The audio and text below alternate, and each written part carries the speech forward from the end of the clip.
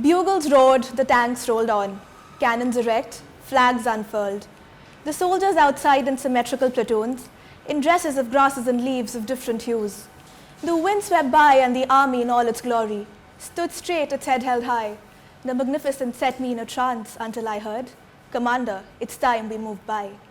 I wheeled about to see my papa, dressed the smartest of all, 3 gold medals pinned to his chest. That was Commander Goodall. He greeted my mother with a smile cut short, her face everything but blank. She never knew when they would meet again. That was the wife of an army rank. The brave commander then marched on. Looking at me, he stopped, knelt down on his right foot and said, "Princess, you must be strong. This war I know will be long and dread. Fear not, but when you hear the war song, bow down, say a little prayer in your head. Take care of mother, let her not cry. When we meet again, I have no clue. Remember, princess, that even if I die, I shall always, always be with you." He stood up tall, and as he looked into the sky, I couldn't miss the glisten in his eye, the amalgamation of bravery and pride. He stormed right past, right into the din. His tall hat, his mighty gait, well, that was the last I saw of him. A frightening roar then filled the sky. Before I could look for long, dust had already engulfed me, and I knew I was listening to the war song. I bowed my head and closed my eyes, and as I greeted God in my prayer, "Stay with my papa throughout, dear Lord. I didn't know it would be this hard to bear the emptiness, the pangs of pain. Did I know I would never see him again?" Days, weeks, and months rolled by, as suddenly one day, a tumultuous storm filled the sky. I knew it wanted to something convey. I fearfully crept up to my window that overlooked the front gate. What I had dreaded the most had happened. The letterbox stood agape. My mother then went up to the soldier who had brought the letter in through, hands fumbling as she opened the letter. It was a letter addressed to Mrs. Goodall, wife of late Commander Goodall. The brave woman then fumbled a little, asking the soldier in for some tea.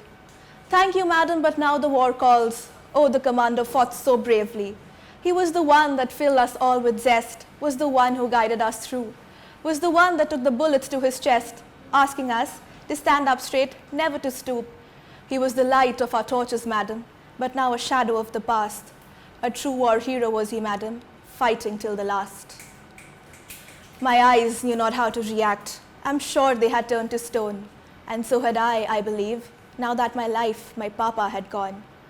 Mama stayed inside the whole day as visitors stopped by, offering her condolences and best wishes, offering a shoulder to her to cry.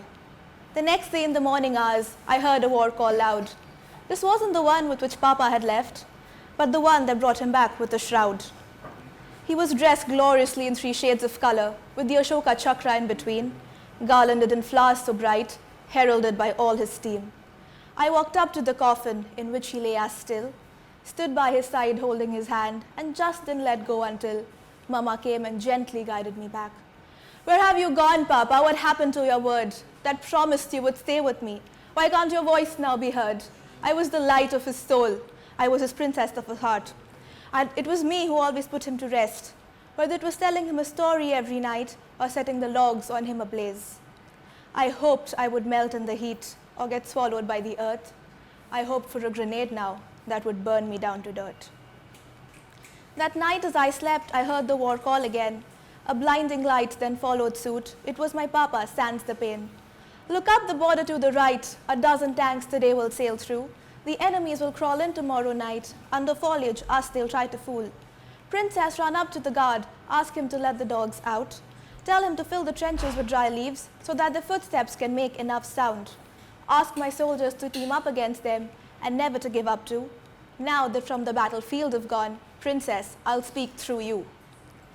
Dawn woke up after me, and as to the guard, I narrated it all. They all looked on in awe, as if I was the Commander Goodall. Nonetheless, the enemies that night had come in with a plan to strike. They were greeted then by our welcoming men, who surprisingly were on a hike.